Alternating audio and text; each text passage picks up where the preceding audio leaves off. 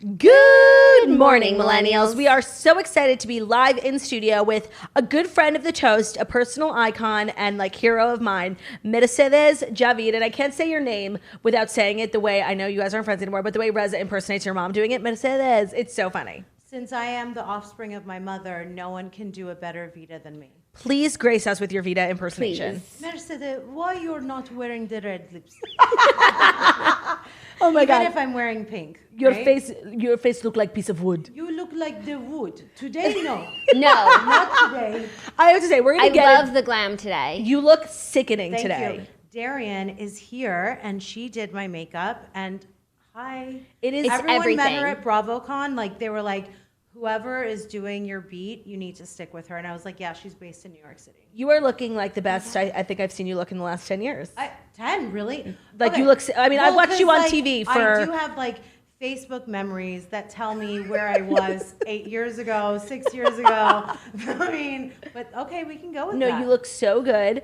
And I want to get into all the Shahs stuff, but I do have to say really quickly that the new season of Shahs started, and it reminded me that your wedding was 2 seasons ago? One season ago? It was last season. It was last season, and when they were recapping last season, it reminded me that your episode of your wedding was the best piece of television ever made ever. Like you walking down the aisle acting like you're at a meet and greet saying hi to everyone, and then your mom coming in telling you look like piece of wood, and then you getting up to the altar and your husband being like, your cans look sick. Like it was just the most, I just want you to know, like me and my group of friends, we quote that episode to each other like multiple times a week. You know, you want to make sure that your husband still wants you when you're at the altar. Of course. So I'll take that compliment. Like for me, for him to like still sexualize me is really important. Of course. Even more so after children. Of course. Yeah.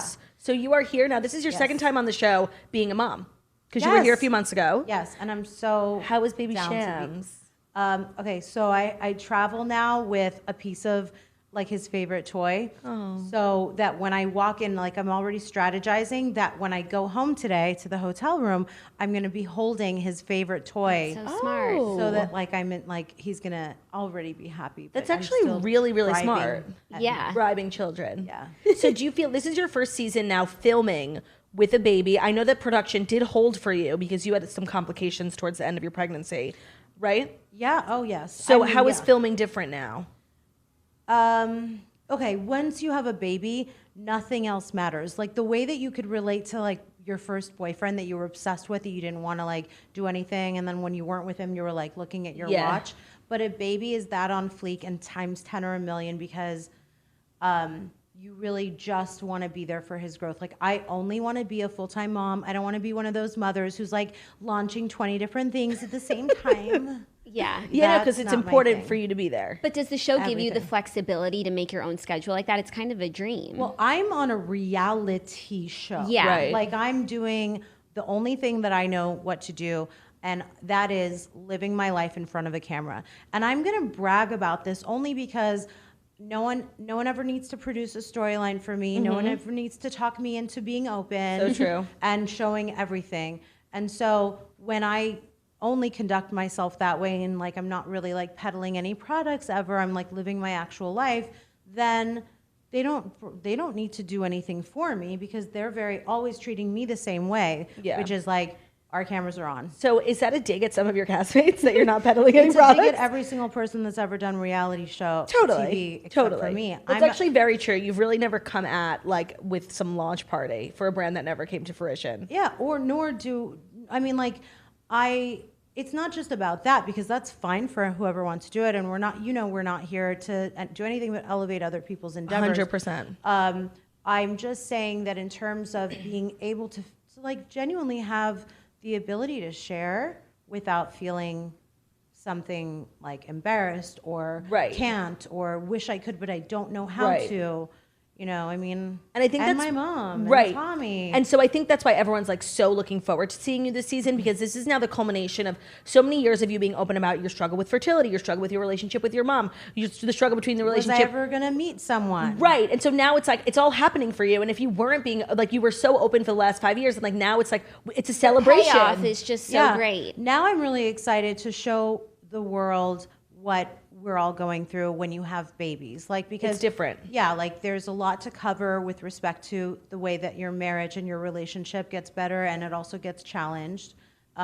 anything from like what happens as a woman, where when you first have a baby, there's things that are happening hormonally that you don't even know if you're happy or sad. Right. And then you're like, oh, wait, what about me? Because you've been caring obsessively. Like a baby needs round-the-clock care, right? Mm-hmm. So then you discover that you've not even thought about yourself, your body, your mind, your friend group, your family, your marriage. Skin. Like yes, my skin. So one time when, since having the baby, I came home, didn't take off my makeup at the end of the shoot. I had like a Shahs pickup. And the next day, you guys... like hairspray and foundation, like it all happened right here. Yeah. And I was like, I had like a huge acne breakout, and I was like, so are you gonna take care of yourself, or are you done ever? Like, are you ever gonna like wash your face with soap again? Anyway. No. Yeah, but I mean, if there's a next season, then we're going to dive deeper into like what motherhood and marriage becomes. Because again, like if you're not seeing it anywhere else, you're going to see it on Shahs with me. Yeah. Yeah. And so we just started season 8. I can't believe it's been like 10 years, 8 seasons.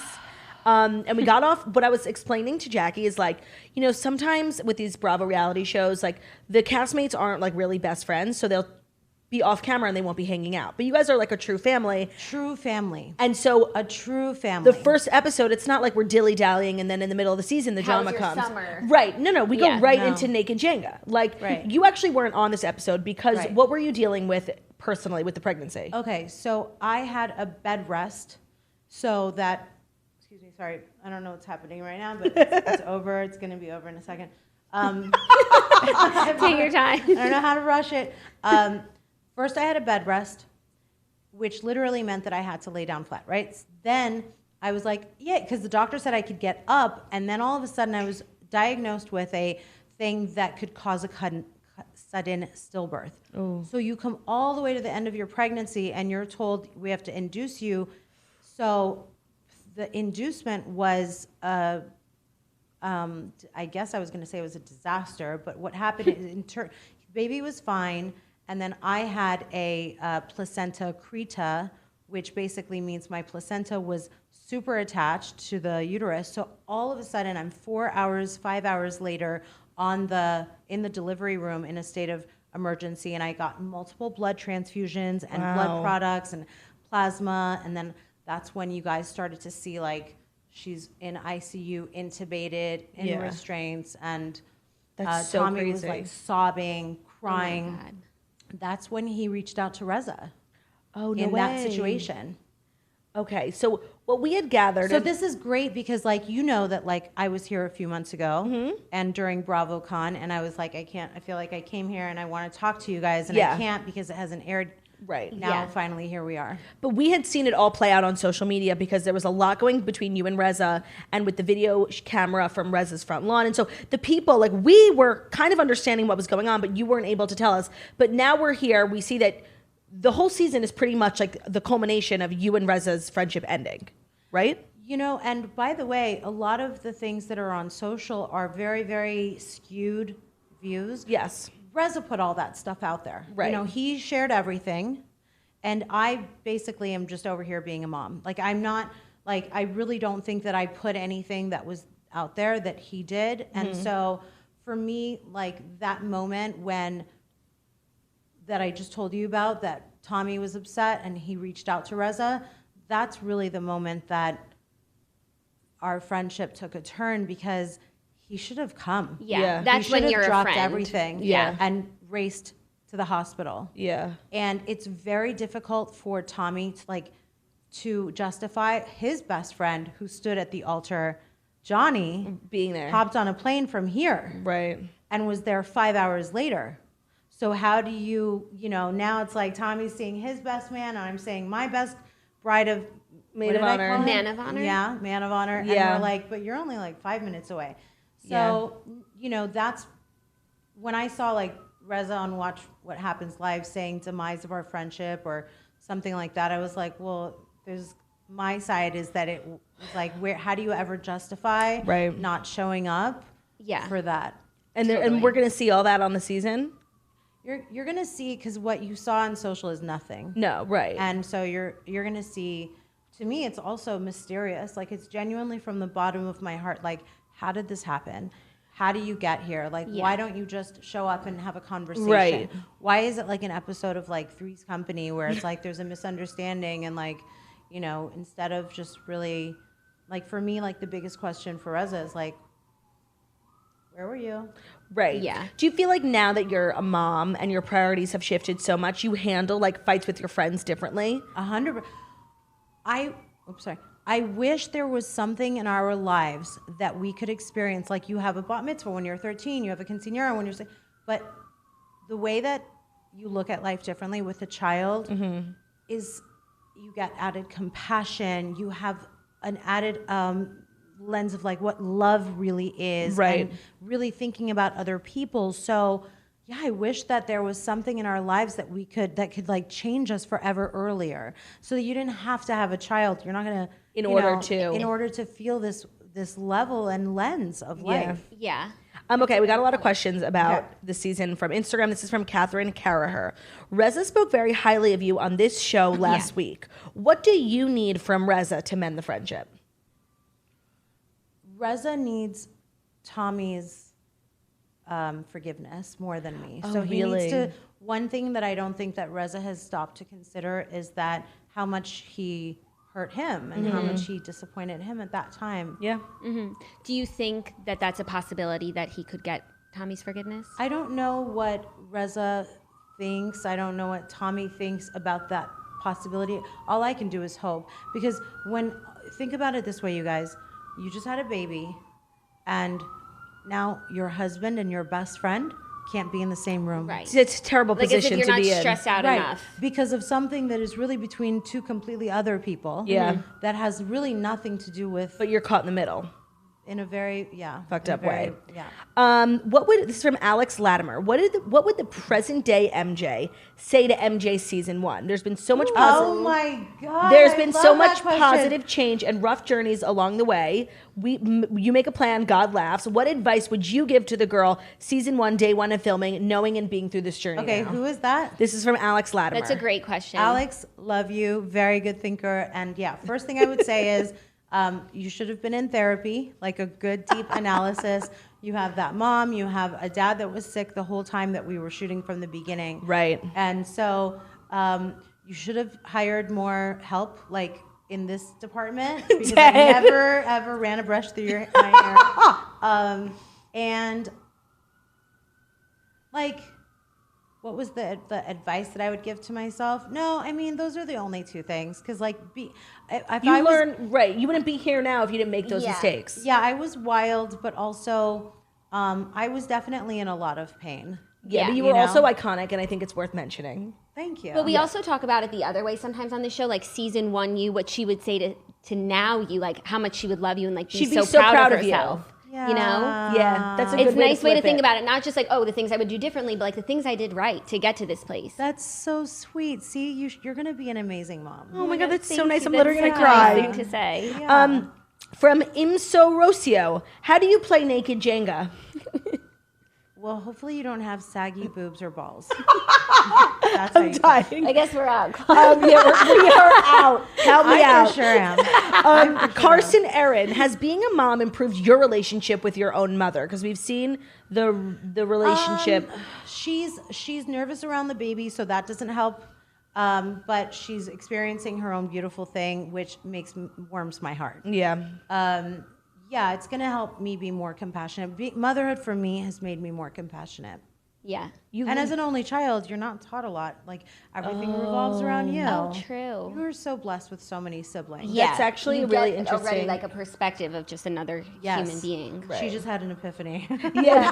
I'm like, no, but it's true because, like, you know, we're so used to taking care of each other that bond really, I think, can prepare you nicely for motherhood. Yeah. But you seem like you're killing it. I feel like I want You're like, you to have like a million you want me kids. to take this off and leave this at the door and you can wear it tomorrow? By the way, you look so sickening. This You outfit, really like do. I would wear Everything this in 10 to seconds. the nails, the lips, Hey. The perfection. shoes. What are your Valentine's Day plans? Surprise from my husband. He didn't tell me, but I was going to make it a group thing and he was like, no, it's Valentine's Day. Oh my I was God, we like, love to do that. Like, my oh, God. it's our anniversary. Let's take a group trip. Honeymoon? Like, yeah, Let's go together. Yeah, because in my heart, I want a big family of friends. Everyone you love. Which takes it back to like where we are with like my cast. Like I love my cast. Like my heart aches on levels that I'm aware of, that I'm not aware of, that I want to talk myself out of and be like, everything's fine, but you're not. You're sad. And like, because that group trip, like when I see you guys know that we follow on social each other. And I love to see like your group trip with your group videos. Like to me, that is the quintessential definition of life. Yeah, and family.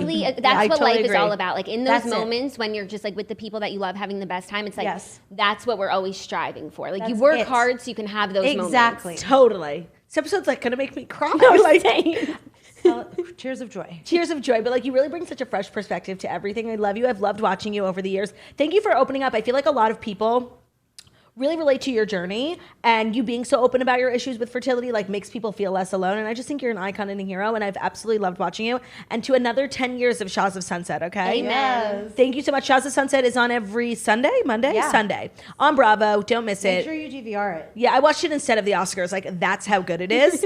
Thank you guys so much for watching. We will see you in a bit.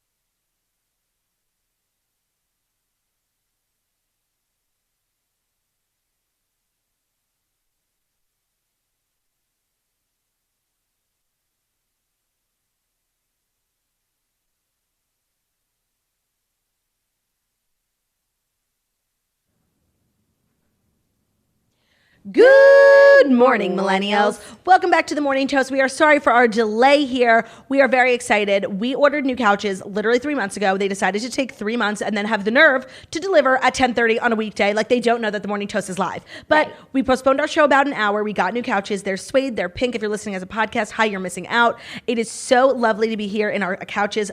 Finally, they're so much more comfortable. There's space for Theo. He was not about the thrones. Like, no. It was always weird for him. He had to sleep on the floor, and he was like less than us. Trepidatious. Yeah. MJ started the show with us, but for podcasters, you'll listen to her segment at the end. It was so fun. It was just so insightful and something about her beautiful. like really makes me like emotional. I feel like she is like the type of person who we watched on TV for 10 years and got to really see like the full scale of her life as like a single girl, as a girl looking for love, as a girl finding love, as a girl getting married, struggling with fertility. And I just like, she really gives me like a full perspective on life, and every time I talk to her, I feel like I'm gonna cry. Yeah, no, and her perspective, like now as a mom, just she understands what's important, and it's nice to talk to someone with their priorities in order. It's so rare too. So rare. So, regular show for you today. We're going to recap the Fast 5 stories. We're going to hang out. We're going to have fun. We're going to make you laugh. It's our last show of the week. We're taking a long weekend. I've decided very last minute to hop on a jet to Miami. And by a jet, I mean a commercial airline in coach because there was no first class seats left. So I'll be in Miami this weekend. So if you're around, come say hi. I'm very excited. Fun. I'm also going to be in Florida, but not in Miami. Also, we have one more piece of the couch coming. Of course, like, you know, God forbid it all. They could only deliver out. 3 out of 4 pieces. Like, I can't. And I'm loving this couch. I just feel more comfortable. Like I'll just be more comfortable to speak freely. And we have our new window film going up today. So our show on Tuesday, which is our next show, is going to be so premium. Like, finally, we're really getting our shit together. It only took a few months, but thank you for bearing with us. Yes, thank you for your patience. Every day, work in progress, like we told you. Yeah. Okay, well, we actually have some great stories for you today. So I feel like it is time to get in. Yeah, like let's just jump right in. It's literally noon. You know, it's literally time for dinner, so I think we should jump right in. Right. To the Fast 5 stories that you, I know you think not you, but it's you need to know before you wake up and take a bite out of your morning toast. And while that's true, you know, I don't feel like stepping on your toes. So for the second day in a row, I actually have nothing to say. And I saw a bunch of people like tweeting like, well, they don't have any ads. Like, nobody wants to work with them. Like, no, actually, Jackie and I had planned on taking our honeymoon this week. And we ended up not taking our honeymoon because work comes first. So we had canceled shows and we canceled ads. And then we ended up doing the shows and there wasn't enough time to get the ads back. So that's why if you're like trying to start Reddit threads about us, like, fuck off. LOL. Okay, first story is like happy and sad at the same time because Just Jared is reporting that Sophie Turner and Jonas are pregnant, which is incredibly happy. But it makes me wonder, like, why is Just Jared reporting this? Like, where's that Instagram photo that they've worked so hard on? The announcement is all very weird. Just Jared came out with it, and then other people like E! News and People Magazine started reporting it as true based on the report from Just Jared. And then the Morning Toast posted about it, which obviously means that it's true. I have to say, the Toasters were talking about this in the thread about the Grammys like a while ago. So as always, this is not news to anyone who is a toaster. I personally was shocked. I mean, there's pregnancy theories about everyone all the time, unless it's like, oh, I'm working for the company making Kylie Jenner's baby stroller. She is pregnant. Like, if it's just like, oh, Sophie Turner wore this and she hasn't been seen here, like maybe she's pregnant. I was genuinely shocked. Like, I feel like these two are two of my friends on this very normal life trajectory, dating for a few years, being engaged for a year, having a baby after 6 months, and I'm so happy for my friends. I love them, and I love Sophie Turner. Actually, did you ever see her interview with Dr. Phil? Where she talks about how she struggled so much with depression, especially during the like time when she was super young on like becoming a woman on Game of Thrones. Right, and people were so mean to her, like she would read mean things about her. And I just like love her, and seeing that episode where she said like so much of how she like changed like the way she felt about herself had to do with how much Joe Jonas loved her. She's like, if he like he's so cool, and like he loves me, like I must be amazing. Like it was just like so refreshing to hear someone talk about like depression and self-esteem in such like a normal way. You know, sometimes it comes at you like so clinically. And she was just shooting the shit with Dr. Phil, and she was like crying the whole Dr. Phil interview because she loves Dr. Phil. She thinks he like changes lives. So that was like when she really got me on board as like a full-time fan. And I think that this is so great. It's hard when you achieve like such levels of success and fame at the beginning of your career. And it's like kind of how Kylie, like you feel like you really can't go or do anything else. Like she was on the most talked about show globally, and like she was everyone's favorite character. Like she really reached like this level of fame where most people don't ever achieve. And at some point it's like, where do we go from here? And then I think having a child like totally changes your life when you're in that position. Yeah. And that's why people like Kylie like do it so young. Yeah. I think it's a little different on between Kylie and Sophie Turner, like on a few different levels. Like Kylie has a business that's just like she could do whatever she wants for the rest of her life. Like Sophie, it's like even though she was on Game of Thrones, like there's in the industry, it's always like, what are you doing next? Yeah, of course. And But Game of Thrones was like another level of television that like globally no one has really ever done before. Yeah, but it's an ensemble cast. Like they're all in the same boat, and then they all are going to have to live up to this like pressure of not just being the people from Game of Thrones for the rest of their careers. But she's not on the same level as like, you know, Lord Varys. Like she no, was but really she's one on of the like the same level as Amelia Clark, totally. Kit Harington, Cersei. Yeah. But then with the whole Jonas brother thing, like she really became like another level of superstar. She superseded everyone in the cast. Yeah, and she's building a nice life for herself. And at the end of the day, that's all you have is who you come home to. So true. And what's waiting for you. After this conversation we had with Mercedes, like family's everything. It feels like maybe Sophie like had a conversation with Mercedes. No, I think because that she has her priorities in order. I think that if things had worked out differently for Mercedes, like she would have been an amazing life coach. Yeah. But like she wouldn't be where she is. She wouldn't be without the life experience. Totally. You know? But like the person she is now, like I just hope like everyone who like loves Shahs of Sunset like gets a chance to meet her. And what's so crazy is we just had Reza here and like genuinely loved him as well. And I can't love believe they're him on not the show. getting along. I think that their friendship, they will come back together. Of course, but what Mercedes said, which if you're listening as a podcast, you'll hear in a bit, was that a lot of the reason they can't get on the same page again is because Tommy refuses to forgive Reza, which I totally get. Because Reza didn't show up for her. Go to the hospital when she needed him. And I do agree. We say this in Dear Toasters all the time. Like, if you don't show up for your friends at the times when they absolutely need you most, then you were never friends to begin with. You were never, totally, and the friendship wasn't real. But back to Sophie Turner. Or you'll never be friends going forward. Jonas posted an Instagram today, this morning, just like a random picture with his dog of him in a towel, like totally ignoring what's going on. I respect it. They'll but do you announce think it could like not be true? No, I don't think it's not true. But I think in a month, 2 months, she'll post the picture that she wants to post. I think also it might be early. And I thought as a society we had evolved past spoiling people's pregnancies. Yeah.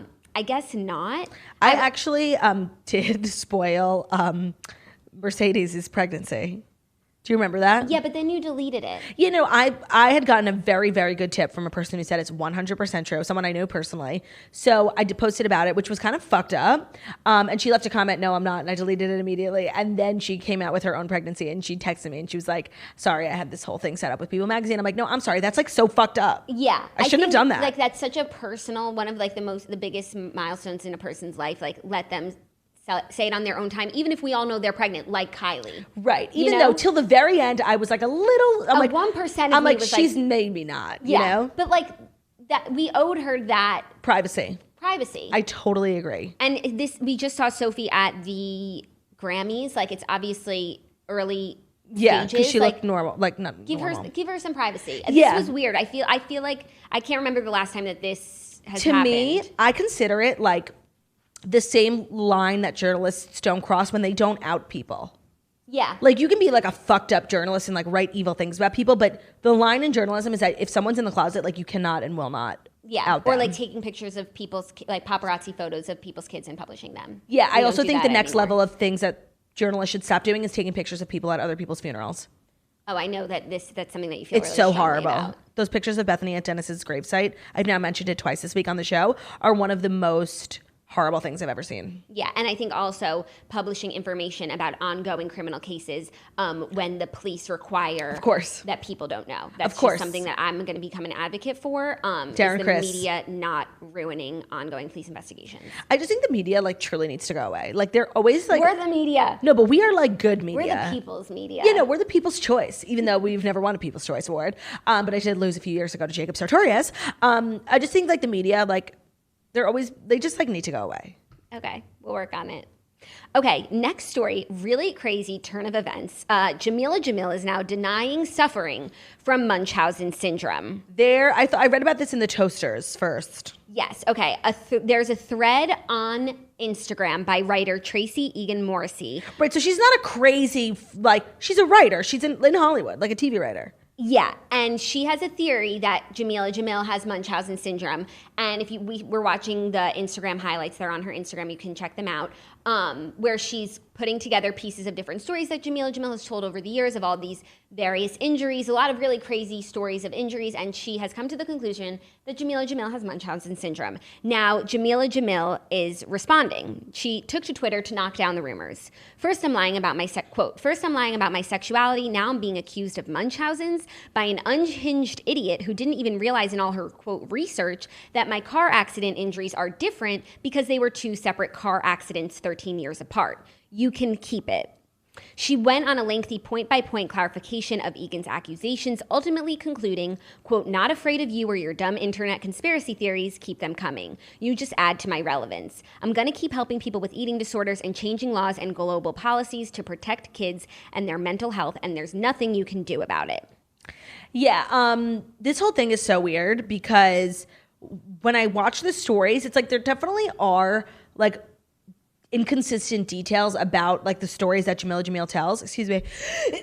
Bless you. Oh my God, I didn't cover my mouth. Sneezed Sorry. on it. Maybe it's true. But like, I just think she has a flair for the dramatics, and so do I. And like, you're on an interview like Jimmy Kimmel, you're gonna like salt up your story. Like, I don't think that makes her a Munchausen. This is just Real Housewives of Beverly Hills all over again, and no good comes of Munchausen syndrome. Yeah, but people are fascinated by it. The act. Yeah. Joey King. That Gypsy Rose. Politician, yeah. People are, it's become like a fun thing to like write and talk about in TV and movies.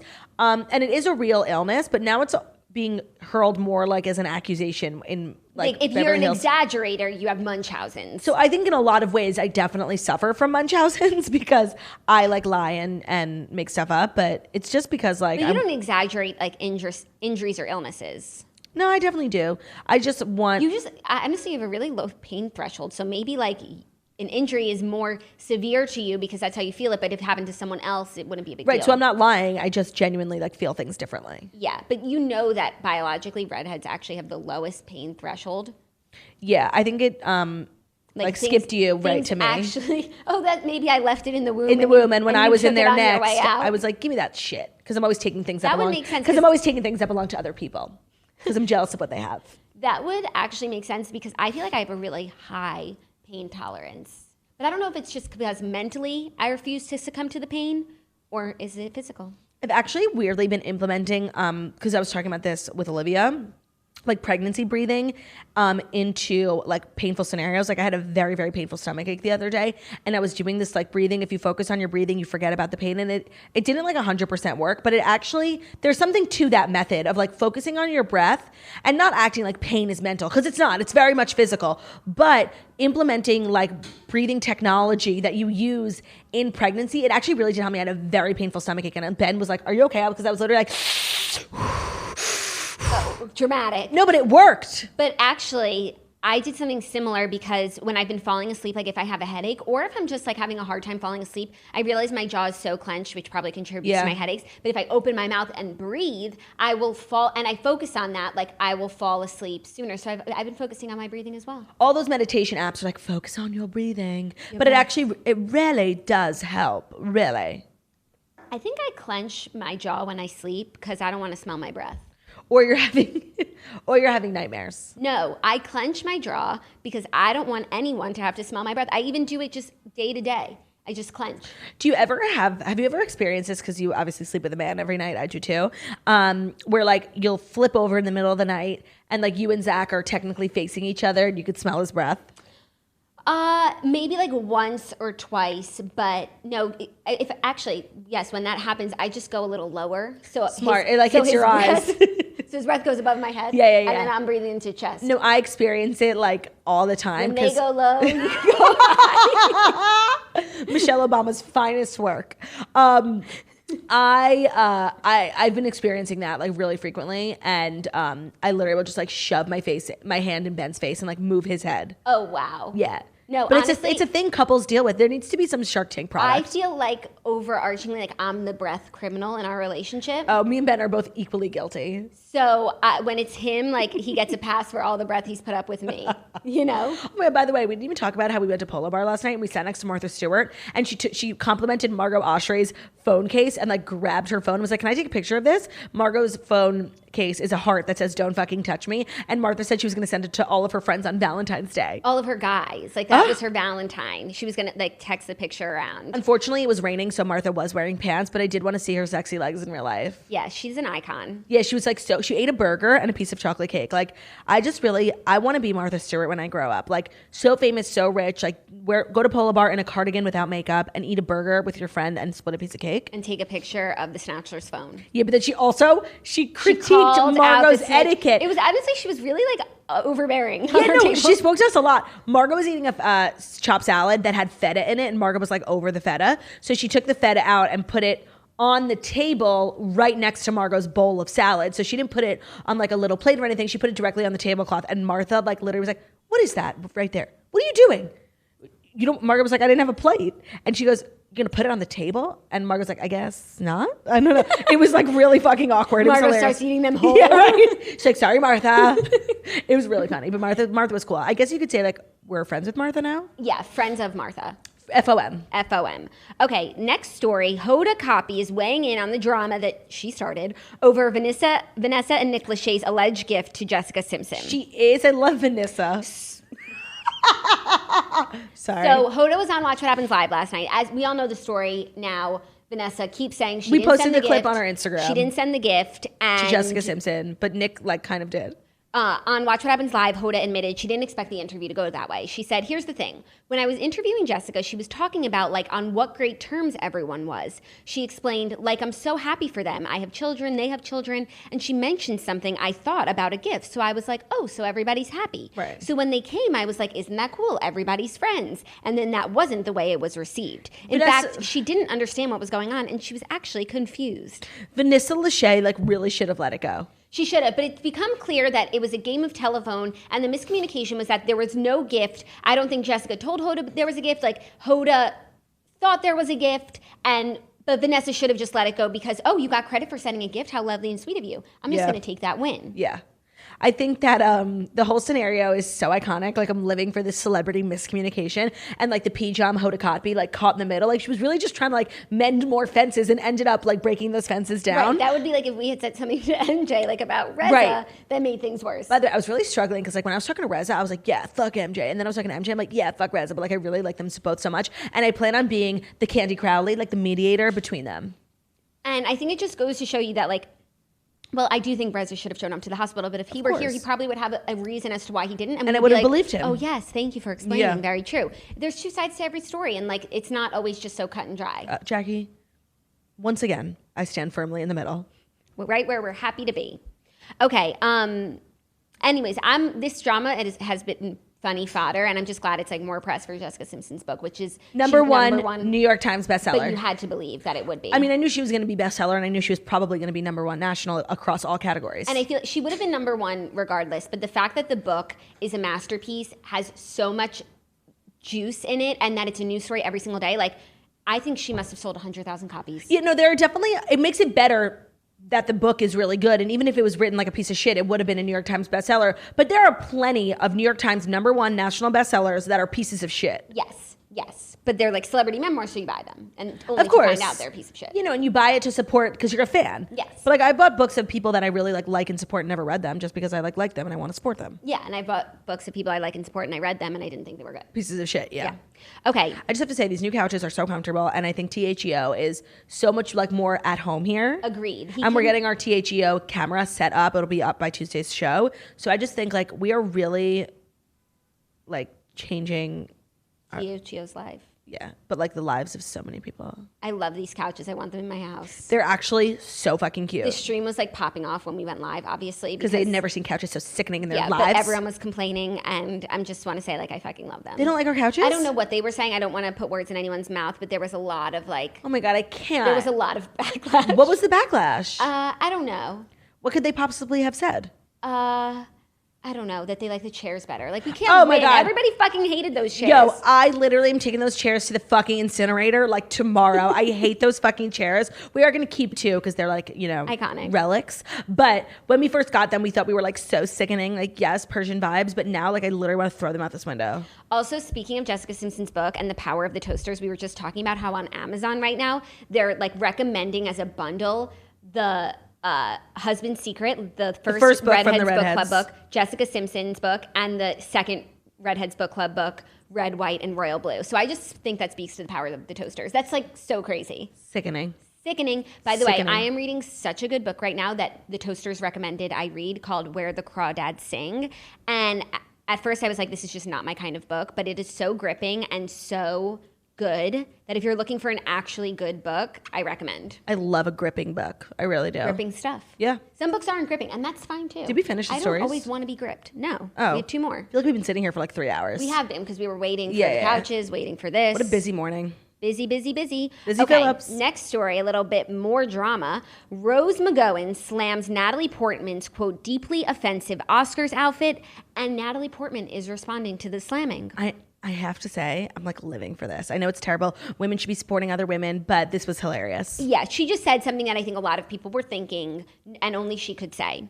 So Rose McGowan took to Facebook to share her take on Natalie Portman's, quote, protest at the Oscars, where she wore the names of women directors embroidered into her gown. Because the best director category had no women. People think Greta Gerwig, I didn't see Little Women, so I can't say. They think that she was snubbed. So Natalie Portman wore a cape, and on the edge of the cape, it had like 10 names of female directors who she felt had been snubbed. Yes. So Rose McGowan said, quote, some thoughts on Natalie Portman and her Oscar, quote, protest. The kind of protest that gets rave reviews from the mainstream media for its bravery. Brave? No, not by a long shot. More like an actress acting the part of someone who cares, as so many of them do. She went on to write that she finds Portman's type of activism, quote, deeply offensive to those of us who actually do the work. I'm not writing this out of bitterness. I am writing out of disgust. I just want her and other actresses to walk the walk. I don't know. I kind of have to agree. I think Rose McGowan sometimes is like a little nuts, but she's so right. Like Natalie Portman is like now getting praise from everyone. Like she's so strong when what she did is like not that brave. And seeing as how now there's like a picture going around, it's like a list of Natalie Portman has a production company, and all the movies they've ever made, they've only had one female director, and her name was Natalie Portman. So it's like you can walk the walk in your dress, but you've never hired a female director. Like it's just I could see where the frustration from people like Rose McGowan, whose entire careers have now been dedicated to the fight for equality. I could see how it's frustrating that everyone thinks Natalie Portman's a hero. Yeah, and like this is not brave. Wearing a dress, and making a statement and getting praise from the media, that's not brave. Going up against Harvey Weinstein in a trial and being told that you're a liar, that's is brave. Jackie, I totally agree. And I think I think the reason why her statement resonates with me so much, Rose McGowan, is because it speaks to this, and I think we were talking about this yesterday about someone else, where the celebrities just like talk the talk and don't walk the walk. We were saying it literally yesterday. Oh, were we? When we were talking about talk about climate change and then take their private planes everywhere. And that's what we were saying yesterday, that they're now re-wearing old gowns in the name of sustainable fashion. And it's like, finally, you're actually walking the walk. But Natalie Portman has issued a response. She said, I agree with Miss McGowan that it is inaccurate to call me brave for wearing a garment with women's names on it, she said in a statement. Brave is a term I more strongly associate with actions like those of the women who have been testifying against Harvey Weinstein the last few weeks under incredible pressure. The past few years have seen a blossoming of directing opportunities for women due to the collective efforts of many people who have been calling out the system. The gift has been these incredible films. I hope that what was intended as a simple nod to them does not distract from their great achievements.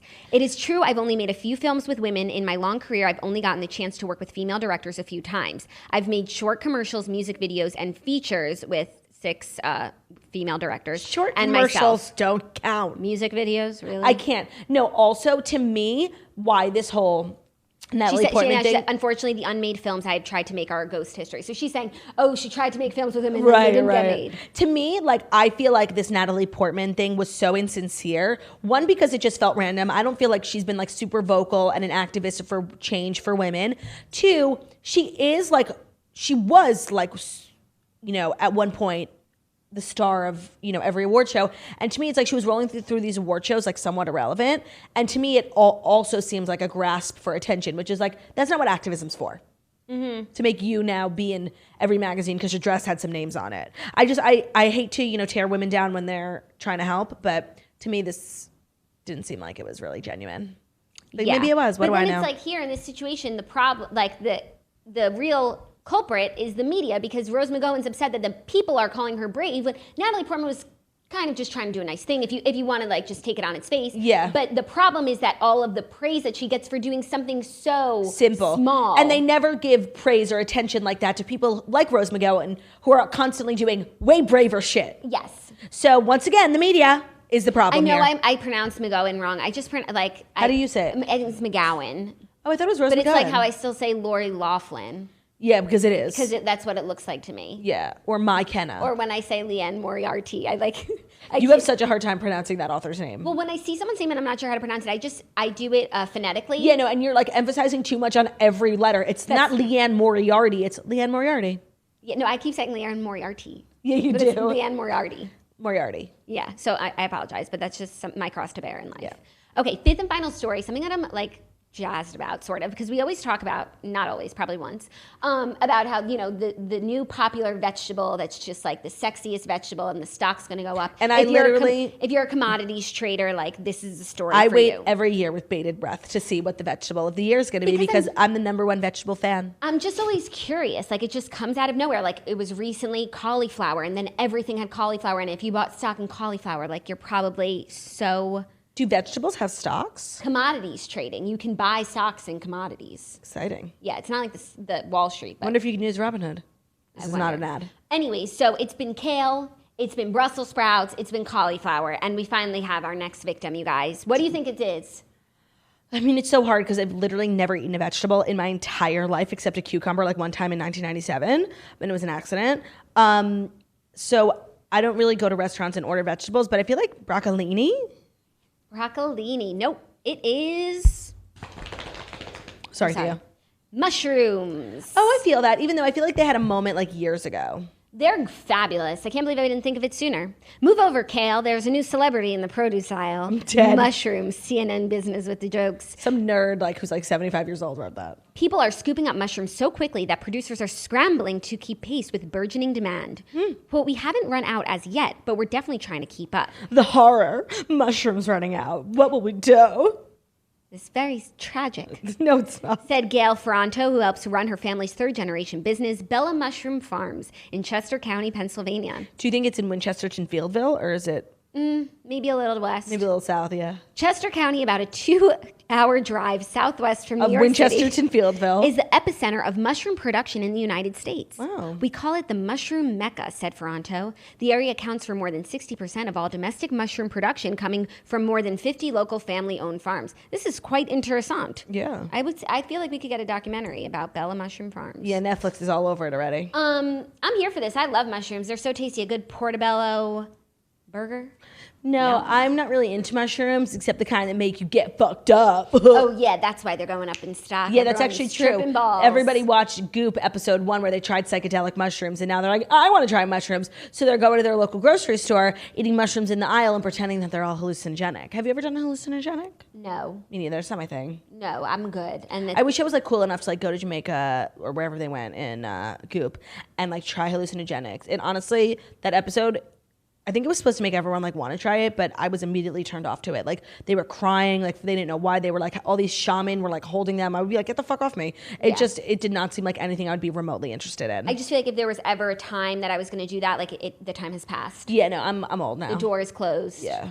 The window is sealed shut. Okay, anything else we need to do? Meanwhile, this weekend we get down in Miami Oh, doing yeah. ayahuasca. I'm going to be hitting up 11 strip club, become my inner stripper. I'm really excited.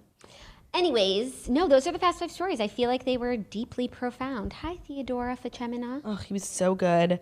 Guys, this has been an absolute pleasure. We'll be back on Tuesday with our first episode of the week.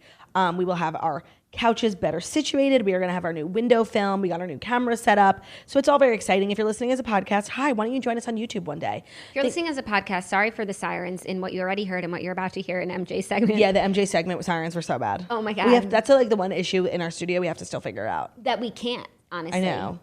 Maybe different microphones or something. But these are the best in the biz. I mean, we're always striving towards a better toast, but that is our cross to bear is the sirens. But you know what? It's New York City. That's literally how we live out here. It's a price you pay. It's a price you pay. Thank you so much for listening to The Morning Toast. That's why we should move to LA for 6 months sabbatical. The Millennium Morning Show, where we go live Monday through Friday, 10:30 a.m. Eastern Time on YouTube. So if you're watching us on YouTube, please feel free to subscribe, leave a comment. We're also available as a podcast anywhere podcasts can be found. So Spotify, iTunes, Stitcher, Public Radio, iHeartRadio, CastBox, all the places. So wherever you choose to listen to podcasts, find us, The Morning Toast.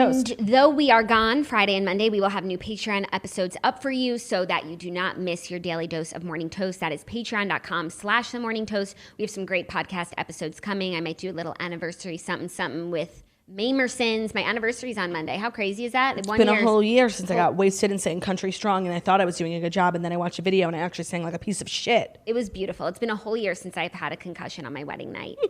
So, yeah. Thank happy you guys so anniversary much. to me. Happy Valentine's Day, everyone. And if you're celebrating Valentine's Day, I think you should just rethink that, okay? If you're celebrating Valentine's Day. Oh my God, Theo just farted. Oh my God, it smells so bad. The power of a Theo fart, Ooh. like, it's deadly. But I still love you. I think Valentine's Day should really be for everyone. Single, relationship, dating, engaged, married. Like, just enjoy Valentine's Day with a V. Yeah, like cupcakes, cookies, and just they're people you love just because you're not having sex with them. Totally. All right, I'm literally about to vomit. Theo's fart smells so bad. We love you guys so much. Have a great long weekend. Don't drink and drive. We will see you on Tuesday. Bye.